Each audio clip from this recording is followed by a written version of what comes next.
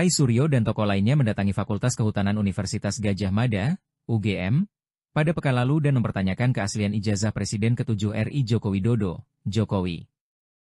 Kini Rai Suryo dipolisikan karena diduga menyebar hoaks. Rai Suryo beserta rombongan yang didominasi emak-emak, di mana salah satu tokoh terdapat Amin Rais mendatangi UGM pada Selasa, 15 April 2024. Mereka meminta Jokowi menunjukkan ijazah aslinya ke publik. Lalu, pada Jumat, 25 April 2024, relawan Jokowi melaporkan Rai Suryo dan tokoh lainnya ke Polda Metro Jaya. Laporan terregister dengan nomor LP B27124-2025 SPKT Polda Metro Jaya tertanggal 25 April 2025. Adapun terlapor dalam laporan ini ada 3 orang, yakni mantan Menpora Rai Suryo, ahli digital forensik Rismon Sianipar, dan Tifauzia Tiasuma atau Dr. Tifa. Ketiganya dilaporkan terkait pasal 160 dan atau pasal 28 ayat 3, Jo pasal 45 ayat 3, Undang-Undang Nomor 1 Tahun 2024. Pelapor bernama Kapriani yang mengatasnamakan relawan Jokowi mengatakan laporan dibuat lantaran perbuatan ketiganya menimbulkan kegaduhan. Kita melakukan pelaporan tindak pidana ketertiban umum karena menyebarkan berita, menyatakan bahwa ijazah Bapak Jokowi itu palsu. Sehingga ini kan menimbulkan keonaran di masyarakat, kata Kapriani di Polda Metro Jaya, Jumat, 25 April 2025.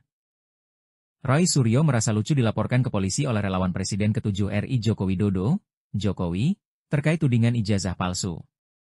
Rai menyerahkan sepenuhnya laporan relawan Jokowi terhadap dirinya itu kepada pihak kepolisian. Hihihi. Soal pelaporan, itu kita senyum saja, tunggu sampai benar-benar berproses dengan jujur dan mengedepankan equality before the law. Tidak boleh ada yang memaksakan kehendak dan menggunakan tangan-tangan kotor untuk menekan pihak lawan karena masih berkuasa, kata Rai kepada wartawan, Sabtu, 26 April. Rai merasa lucu karena pasal yang dilaporkan terhadap dirinya terkait penghasutan untuk mendorong atau mengajak orang lain melakukan tindak pidana. Lucu saja kalau kami mau dijerat dengan pasal 160 KUHP tentang menghasut itu, maka sebenarnya mereka-mereka, yang dari Pradi Bersatu, ini seharusnya malu, karena laporan mereka di Bareskrim sudah ditolak, hanya yang dari relawan Nusantara yang diterima di Polres Jakarta Pusat, ujarnya. Mantan Menpora itu mengaku sangat siap dan berterima kasih atas dukungan ratusan simpatisan terdiri dari lawyer, tokoh, hingga dosen yang terdata olehnya. Namun saya tegaskan juga bahwa kami tidak menerima, apalagi meminta sumbangan apapun, jangan sampai ada yang memanfaatkan situasi ini, imbuhnya. Pihak Universitas Gadjah Mada, UGM, menegaskan Presiden ke-7 Indonesia, Joko Widodo atau Jokowi lulus dari Fakultas Kehutanan pada tahun 1985.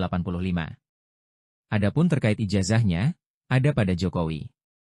Wakil Rektor UGM Profesor Wening Udasmoro menyampaikan itu usai menerima 3 orang perwakilan tim pembela ulama dan aktivis, TPUA, yang meminta klarifikasi soal keaslian ijazah Jokowi. Ketiganya yakni Rai Suryo, Rismon Hasiholan, dan Tifauzia. Sementara Amin Rais merupakan salah satu tokoh dalam masa TPUA yang ikut aksi bersama masa emak-emak. Wening menegaskan UGM bukan dalam posisi membela salah satu pihak. Kampus hadir dalam kapasitas menjelaskan jika Jokowi merupakan lulusan UGM tahun 1985 sesuai dengan dokumen yang dimiliki kampus. Jadi di dalam konteks ini bukan soal membela siapa, tidak. Tapi bahwa kami dalam posisi ini adalah menjelaskan sebagai sebuah lembaga yang memiliki dokumen, ini mahasiswa kami dulu atau tidak, dan lulus atau tidak, itu sudah kami jelaskan dan Joko Widodo itu lulus pada 5 November 1985, sesuai dengan catatan di dokumen Fakultas Kehutanan, kata Wening saat memberikan keterangan kepada wartawan di ruang Fortagama, dilansir Detik Jogja, Selasa 15 April. UGM pertanyakan keaslian ijazah Jokowi. Dalam pertemuan dengan Rai Suryo CS, Wening menyatakan UGM memiliki bukti-bukti, surat-surat, dokumen-dokumen yang ada di Fakultas Kehutanan. Jadi itu telah kami sampaikan secara lengkap. Misalnya kami memiliki salinan, ijazah mulai dari ijazah STTB, surat tanda tamat belajar, dia waktu SMA, kemudian dokumen-dokumen lain, termasuk proses verbal ketika ujian skripsi, dan kami tadi juga membawa skripsi beliau juga, imbuhnya.